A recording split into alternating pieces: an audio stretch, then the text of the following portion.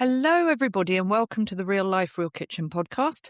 I have on today the wonderful Monica Virga Alborno. Now, Monica is very impressive. She has been featured in Forbes, Glamour, Business Insider, and more, and is a former Fortune 500 energy engineering executive turned entrepreneur.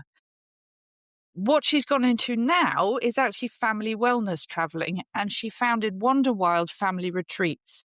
This is the only established retreat company in the Americas that openly welcomes children. And I think this is a really important thing with holistic, child-inclusive travel experiences for family. She's also the host of the top 10% globally ranked The Wandherwild podcast. Now, before all of this happened, Monica originally came from New Jersey, but is now based in Norway, of all places.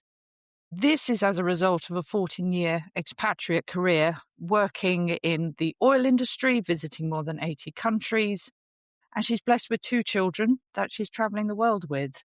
So I thought, Monica, desperately interesting person. We have a podcast which is of 2.5 parts, I'll say. I really want to have a look at your background in the oil industry. We're going to go a bit geopolitics, considering the times in which we live. And then I really want to talk about the transition and your focus on these in-person community motherly retreats, if that's something you'd be up for. Yeah, absolutely. Thank you, Zoe, for that beautiful introduction. My heart feels so warm right now. And just thanks for having me. I'm happy to be here. Thank you so much, Monica. Now, you've come from New Jersey. How did you end up in Bergen in Norway? Because that's quite a journey. Could you give me a little bit of that background? Yeah, it was career driven, but also I would say very much like me manifesting or really just like envisioning where I wanted my life to take me. When I was in a still a university student, towards my last 2 years in undergraduate studies, my bachelor's, I knew I wanted to have an international career. So I was seeking out opportunities to work for a big corporation because that's usually the ones who would hire an American and be able to sponsor you in different countries and continuously move around without me having to keep finding a new company in different countries all over. Yeah. So And luckily, I was also going to say the corporates are quite good in this respect because they can do all the paperwork and you've got the safety net if you're going somewhere truly exotic and dangerous. So yes, there's a lot going for them in that respect. It really was ideal for me at the time. So I guess I was 24, was still in university when I was hired by this energy company, who's now diversified in some different types of energy, but at the time they were primarily oil and gas. I mean, they still really are, but they are diversifying a little bit with the times. Because, I mean, we're still consuming it, right? I'm looking at all the plastic I'm surrounded by. It's around you all the time if people notice it or not. Everything, oil. So, yes. So that was pretty cool, is that I was hired by this company that has 100,000 employees in I think 100 plus countries around the world. And I could just kind of have this, what they call a borderless career, which means you can continuously keep moving through your whole career if you want. I mean, I decided to settle where I am now, but that's how I ended up. It was really career driven. And also I really just felt this pull to travel in a way that felt sustainable and kind of a little bit responsible. I knew I could get a paycheck every month. I had, we were all living in this company housing. So I was living in a community of all people I worked with. We were all expats together. As you said, they take care of relocation and your visas and your work permits, all that kind of stuff. And also, so it was a really nice way to get into it in my 20s. What strikes me as well, the good thing, so I had an expatriate childhood, also oil companies. This is all sounding very, very familiar to me. But what's also quite special about the expatriate community, because people know you're only there for a short time, you're 2, 3, 4 years maybe, everybody makes a huge effort as soon as you arrive. You've got this window of maybe 4, 5, 6 months where everyone's like, come to the parties, come to the barbecues, come to all the things. And people get very good at creating community. Yes. It's, yeah. Yeah. And particularly if you're on the compounds in the hot countries where you've got the swimming pools, the barbecues, blah, blah, blah. It's a real privilege to have It's that. very cool. We used to sit around the table and we'd be like, we're like the unofficial UN because we'd have 30 people sitting there and 30 people were from 30 different countries. Like it was pretty Wonderful. crazy, to Yeah. to share a table and a meal and drinks in that way. So that was pretty cool. But yeah, I ended up in Kuwait first, and that's where I was in the Middle East for almost 3 years. That's where I met my husband. He was a work colleague. And we started a dual career together. So we said, if you want to move us, you got to move us together because we're dating and we're Wonderful. still figuring this out, but we Yeah. don't want to be separated in different continents. And so we ended up in sub-Saharan Africa together while we were dating and we Yeah. started living together. Yeah. And then we got married somewhere in there and we ended up in Norway almost 5 years after that, so in Yeah. 2018. Yeah. And we had the plans to continue moving from here, but we really fell in love with Norway. We really fell in love with the lifestyle here. We had been working previously like 16-hour days, 6 days a week.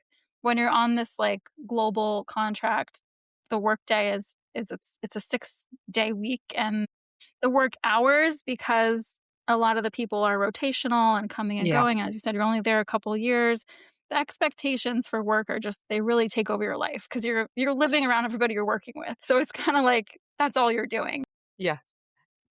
I've got one question. In Yeah. terms of what you were doing, were you actually working on the rigs at the kind of the coalface, if you will? Was that the sort of work, or was it more kind of back office?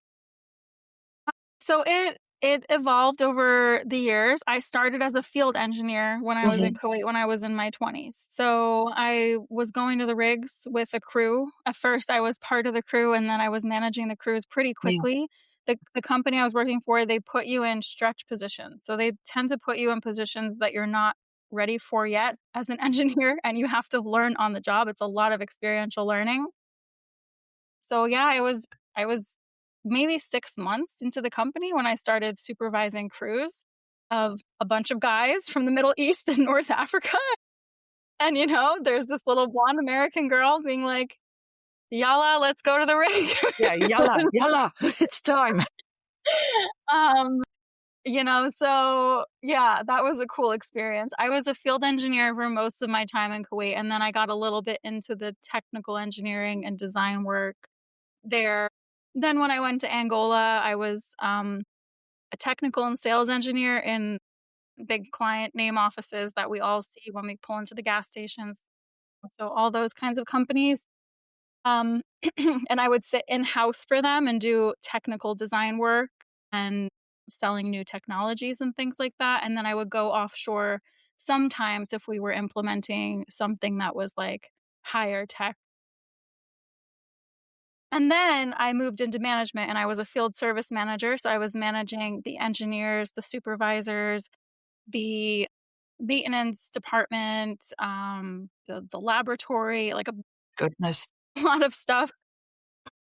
And then I decided, well, I didn't really decide, the company decided I was doing it so well that they were going to give me all of sub Saharan Africa. So by the time I left Angola, I was not even really living in Angola at the time. I was moving around sub-Saharan Africa Yeah, quite a bit. yeah. I was managing operations in a territory of almost 30 countries with like 14 of them active. And every country we had new startups happening from like ultra deep water off the shores of West Africa to the jungles of Mozambique, like just really like off grid jungle. So it was cool. That part I was mainly in the office, but I would go sometimes for audits or like if we had a big project starting with just something that had a lot of eyes on it because they were important projects happening, then I would go to the rig. But yeah, it was cool. I got to travel a lot. I got to go a lot of places that are not on the tourist trails, which was No. I No. got to, like, talk to a lot of locals and really see how life is. We had rolling blackouts and lots of traffic and, convoys to go, from the office and home a lot Yeah. because of security reasons, and Yeah. we had barbed wired fences with, security guards where we lived, and yeah, it was interesting, and I really appreciate where I am at right now for those years, and I learned a Quite lot. it's quite a contrast. I mean, I lived in Nigeria with the oil, and I remember when we moved there, it was very much buy all your stuff from IKEA for the flat. Don't bring anything precious because if you get a call in the middle of the night because there's a military coup, you just got to leave your stuff. So there's that, and I still am in the habit when we get in the car and you get your kind of antennae go up in your sort of suburban London or something, and you go, might just lock the car, might just click. Just make sure all the locks are there. So there's not that I believe there is any carjacking going on in London at the moment. When it's in you, it's in you. That's for sure. That's for sure. Yeah, yeah, Yeah, yeah. But yeah, yes, how it is embedded in you. oh my goodness, I'm gonna come back to sort of oil as a product and the sort of economic impact upon mothers today. But you've gone from that and now you're a mummy. You're a mummy, Monica. And you have these beautiful website, wellness retreats for families. That's quite a contrast from, deep offshore rigs and the jungles of Mozambique looking for Yep, oil. yep, How time. how did that happen? Yeah, I mean, anyone who knew me, like, 10 years ago would probably not guess this is where life was gonna take me. Because I really ended up leaving my corporate career at the height of it. Like, I could have kept climbing, and I was just continuously praised from the outside that you got what it takes to be a leader in this company of 100,000 employees, and it didn't make rational sense from the outside that I decided to let it all go, but for me, inward, like, an inner knowing from me, it makes total sense where I am right now, and I think the whole thing was becoming a mom for me. It was as soon as I became a mom and I went on that journey of even becoming pregnant, it just really opened up the feminine side of me more. I was living in the masculine for so long. If this is making sense to anyone listening, I was just Yes. in the oil industry, I was usually the only woman in the room. I was very often the only woman on the rig site or in the room with a group of people. Anywhere I went, I was the girl. Like, I was around a lot of male energy, and I had to embody that a lot because that's how management, generally in a big corporation, Fortune 500, that's what they expect from you. And so having to now go more into the nurturing side, the feminine side, the intuitive side, um, connecting with my womb, like that womb space, I didn't really even like have a choice. It just kind of all of a sudden clicked for me that I really needed to get back to what is my inner knowing telling me? What have I been ignoring? And where do I really want to go? Like, if I'm not thinking about all the outside praise, the money, the social status, the like all those things, like, where do I really see my life going in the future? And that's when it started just happening. I became a mom during the pandemic, for any pandemic moms out there, and we were very isolated. Yeah. I had And it was first time mum as my well first in the time pandemic. mom, so Yeah. even crazier. I'm in a foreign country, Yeah. so my family couldn't be here. It's just my husband and I. I had birth trauma. I had difficulty getting pregnant from the beginning, had a miscarriage, took us 2 years. Then I finally have my baby and I end up with birth trauma. I had this vision of how I wanted it to be, did not go as planned. My husband has to leave the hospital right away because of the pandemic. He can't even stay. And my daughter and I are alone in the hospital for over a week. Her birth weight is dropping. My milk supply is not coming in. I was just really having this vision of motherhood with this newborn baby sleeping on my chest, and that like was not happening for us. And it was a lot more difficult than I had ever imagined. And nobody told me this kind of stuff can happen. So I'm like, I feel like people are talking about it more now, which is refreshing, Yeah. but like to be It's prepared. it's a fine balance. I mean, it Yeah. it's a fine balance because there is also you don't want to terrify terrify people, mums or mums to Yeah. be. You don't want to frighten them because we all emerge. Yes, there will be scars, there will be trauma, but there can also be greatness from the suffering. Yeah, it's just a tricky balance. I'm not quite sure what the answer is. I think I agree. I think there are more and more people talking about birth trauma and the sort of effects it has afterwards.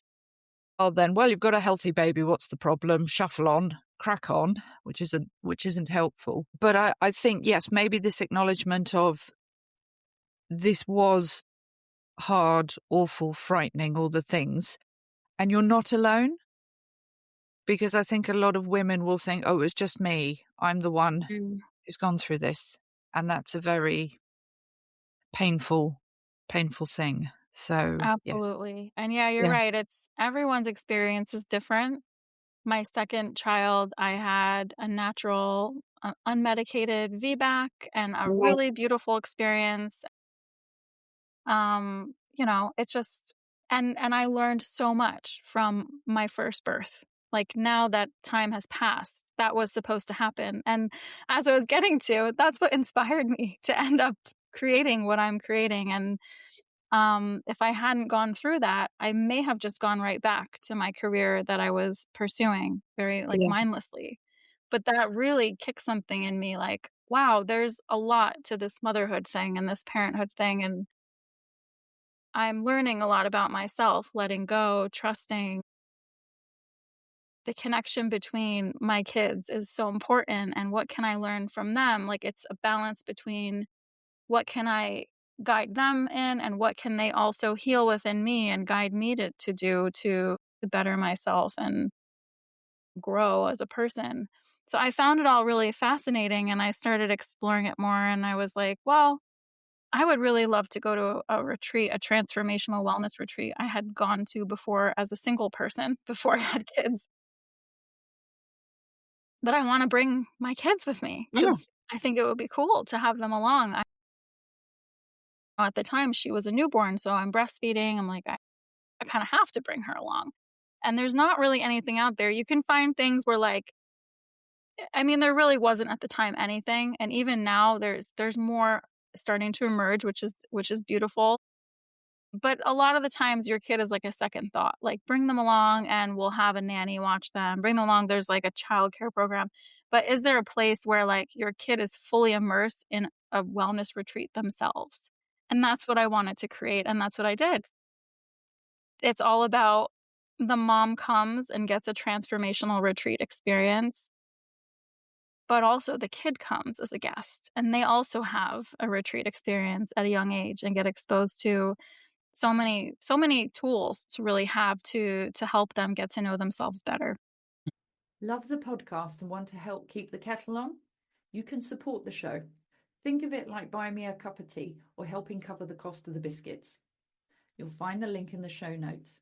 Thank you for keeping this kitchen conversation going. Goodness, yes. And I think that's because that's what it's about. You know, families are all connected. It's not just like the mum is one separate unit, the child is a separate unit, the dad's a separate unit. It's having it all together and that the connectivity between them all is really important. When you had this moment of, I want to go on this wellness retreat, was it then a case of, right, well, I'm just going to sort of research how to put this all together? Because obviously you had been project managing other things in the past. So how have you found the contrast between big projects and setting up your own business? Yeah. I mean, in a lot of ways, like, my corporate career provided me a lot of the skills that I needed to do this because I knew, like, I'm not a yoga instructor and I don't want to be. I Hmm. don't I have some background in working with children through a lot of, like, volunteer work and things, but, like, I don't want to become a certified, like, school teacher. Like, I knew, like, that wasn't my role in all this, but my role was to find the right people to be a part of it. And I had worked in talent management before I left the company I was working for. I was actually doing talent management and a lot of like recruiting and career development for engineers all across continental Europe. So for Hmm. over 1,000 employees. And so I had a lot of understanding too of just like what you're looking for and the people you're hiring, and I had been doing a lot of energy work, which is kind of checking in with my intuition and like who feels right to be a part of this space, because it is a very sacred space that we're holding when we bring people together in this way. And I take it very very seriously who we invite to be a part of holding that space. And so that really allowed me to find the right people that we needed and understand like the staffing model we needed and what roles we needed to fill. And I'm the one who's really the anchor, holding everything together. I'm holding the vision of what the retreat is going to feel like and the activity program as a whole, and also guiding and giving a vision to each of the facilitators as to what their role is and, what they're facilitating, Yep. if that Yep. makes sense. And when your daughter was born, that really got quite enhanced and focused. Had that always been there? Was it something that got pushed down? Or was it something you went, oh, I didn't realize that was there.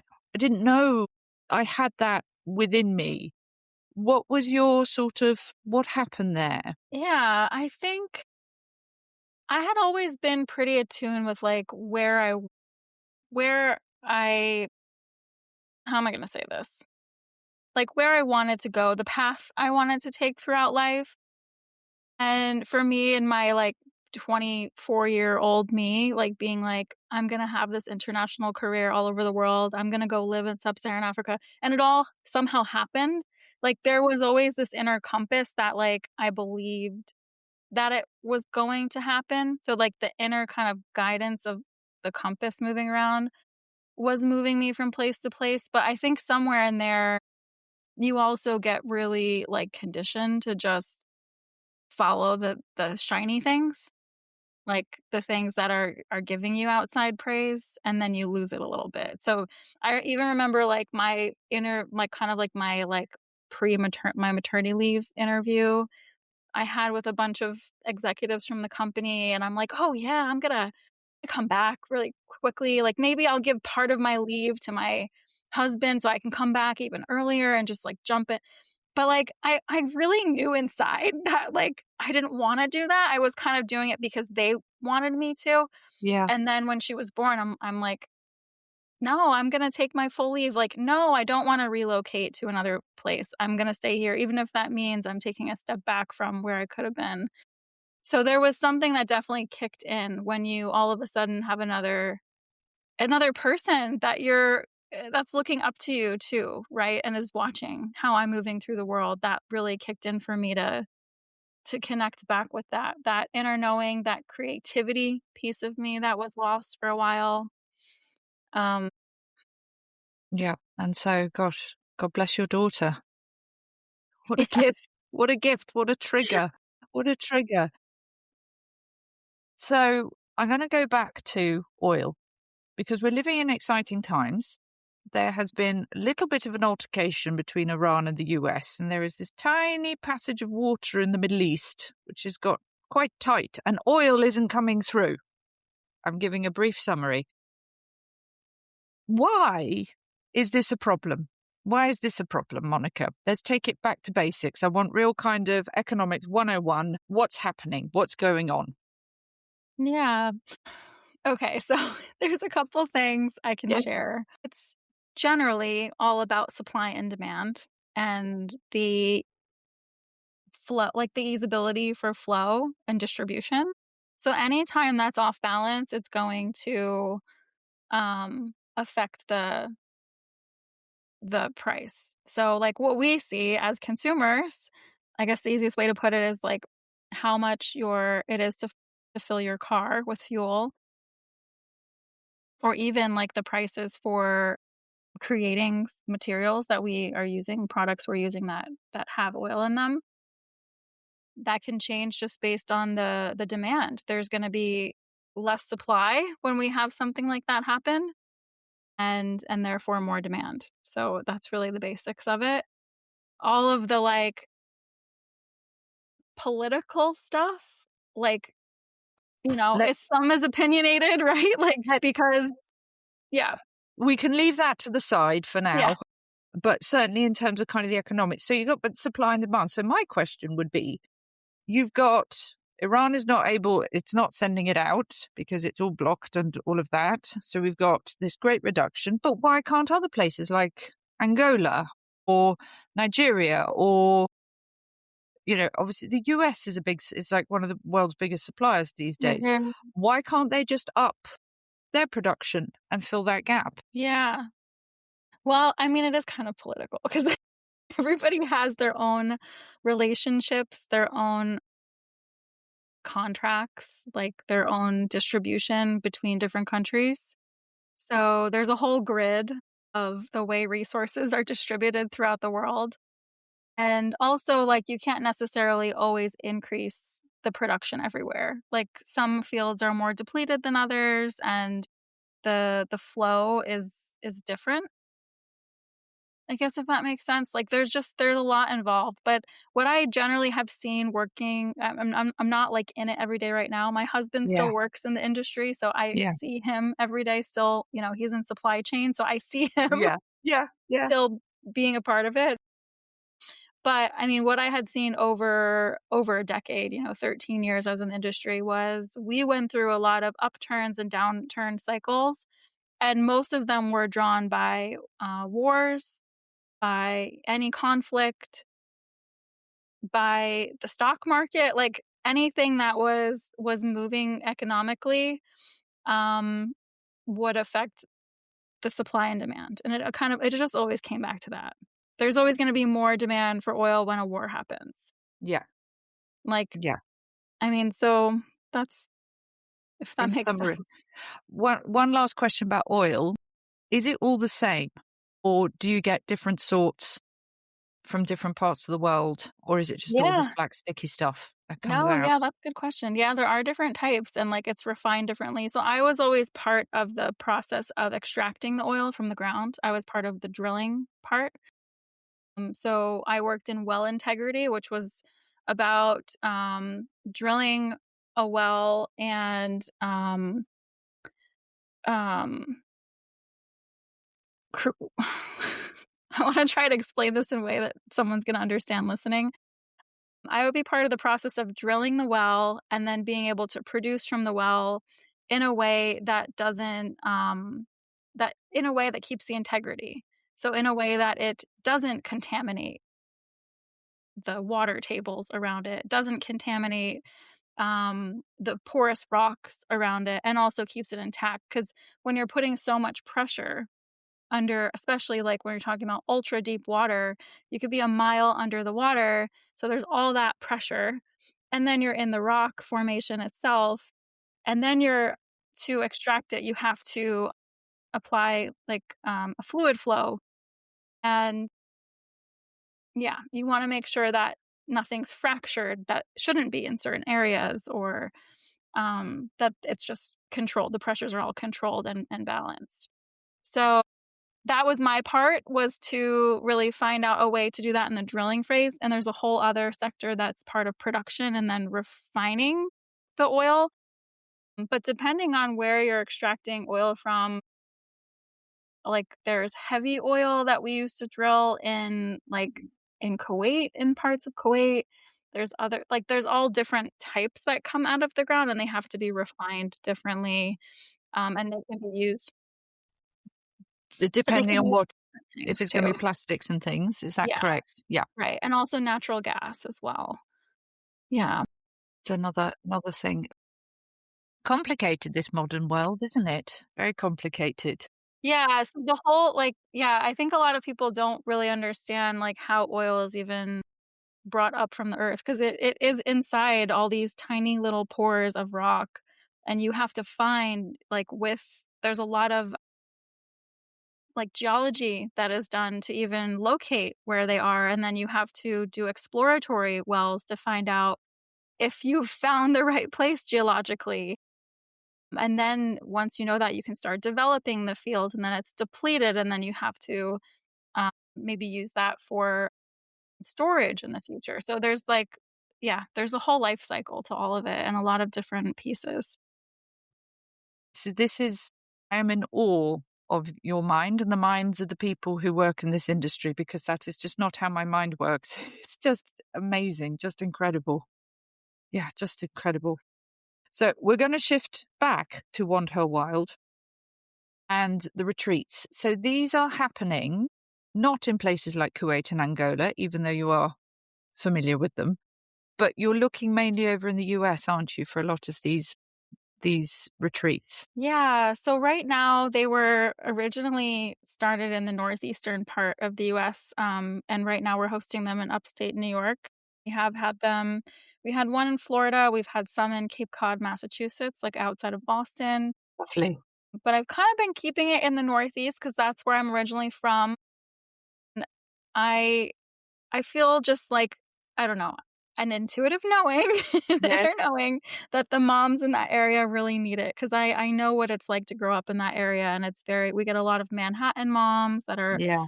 it's just a fast-paced lifestyle where you're really in this, like, autopilot mode, and they just seem like they need it the most, but we do have people come that travel from all over the States, Canada, even internationally, because there aren't many options to really experience something like this. So, we'll see where it goes. I would love to bring it more places, but I'm really particular where we host because it has to be a place that again, it's such a sacred space. It has to be a place that has, like, good energy and has the things that we need to. Like, in this specific place that we host at, there's 2 villas. Every single mom gets their own room with their own bathroom, which is Lovely. just it's really important when you have tiny, tiny kids to have that. There's a lot of living areas, like little tiny nooks and crannies for privacy, a lot of outdoor space. We have the property to ourselves, so you can let kids roam a little bit and not be Yeah. worried. There's animals on property, there's a pond, there's a pool. We have our own commercial kitchen, so we can cook all of our meals ourselves with a private chef that we have that's local. We have a yoga studio, so it just has so much that rain or shine, we can operate because we have indoor and outdoor spaces. We can be there any time of the year, and we kind of are doing it seasonally right now in the winter and the summer. So one where it's snowy and cozy and really wintering in, and then one where it's more wonder and curiosity and play. Yeah, and responding to the sunshine and that kind of openness that comes Yeah. at that time of year. So, Yeah. and so currently in the US, would you do one in Norway? Is there going to be a European one happening anytime soon? I would like to do something European at one point. I get people asking me that a lot. I think most of our base right now is American, so I don't know, I'd have to kinda, like, check in, but I know there's a lot of Europeans too, part of the community, so I don't know, maybe. I like, for the Norwegians, I don't know if they would go for it because a lot of them already live in this way. A lot of Yes, them like, yes. the work-life balance here is, like, unmatched. 8 to 4, the doors of the office are locked up at 5, like, everyone is out by, like, 3:45 every day, like, it's just a very different you get almost a year paid maternity leave. Paternity leave is a thing here, 5 months off. I mean, I know the UK also has some Yeah, similarities of yeah, that. yeah, But, for the US, that's so, like, far. That's that's such a luxury. So I don't know, but I don't wanna say no, I would love to do some European ones, but it's just, again, finding that right space takes yeah, yeah, it does. But I think that's also wonderful. Again, I'm just sort of reflecting on kind of the course of your career and your journey. So even now, you're bringing some of that Scandinavian, I don't even want to say work-life balance, but that much more kind of in tune with the rhythms of what people and families need, plus nature, and you're taking that over to the US and to the women who and the families who really, really hunger for it. Yeah, exactly. Yeah. Yeah. Yeah, yeah, even my kids the Barnahaga is what they call it here, it's like pre-kindergarten. It's very forest school, Montessori, child-led based, like, our program at the retreat is, like, very similar it's very inspired by what my kids are doing every day. Wonderful. Will you be staying in Norway, or would you head Yeah, back to the that's US the or plan. watch this space? this is the plan, is to stay in Norway and have some global living too. Like my sister is in France. She's married to a Moroccan and they're Lovely. Okay, so raising she's their local. Okay, yeah, local. and yeah, and she has a Moroccan husband, so she's kinda doing a similar thing with a Yeah. multicultural family. So I would love to do some longer stays with my kids around the world, different locations, and really get them immersed, but without having to relocate and move. Like we originally were thinking, we're gonna bring the kids and just relocate and move every couple years. Mm, Now we're like, we want them to have roots here. We love the educational system here. We think it's good for them, the yeah, community here, yeah, but they can still be exposed to everything else, a couple months out of the year. yeah. I think the community aspect, the rootedness is actually quite important for the children as well. So, Yeah. Monica, where can people find you? Where can people, because you have the podcast, you've got these lovely retreats that happen. Where can people find out more about you? Yeah, I mean, the best place is to go to our website, Wanderwild Family Retreats. And there you'll find out more about the mom and child retreats that we have seasonally in New York, but we also do private retreats and we do family travel planning, and that is worldwide. Like, I've Cool. had experience traveling so many different places. I've also connected with so many amazing places over the years.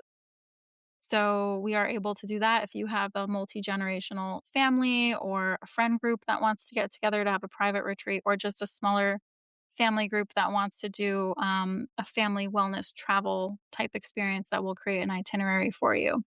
So you can find out all about that. And if you go to the website, you'll find my podcast there too. If you just want to listen in, I talk about family travel and just like living in a way where you are finding adventure and wonderment and fulfillment in the everyday life. Yeah. Yep. And I think also beautiful. I love collecting these stories of women who have kind of listened to their heart and done a pivot, taken, gone, I don't know where I'm going, but I'm going to do my best to be brave and courageous, and let's just see where this goes, and stepping off the conveyor belt, so to speak, to see what happens. These stories I just find so inspiring and deeply interesting. So, Monica, thank you. Thank you for your time. Thank you for sharing this.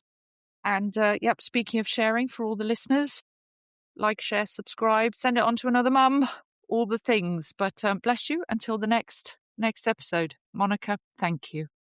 Thank you for having me, Zoe.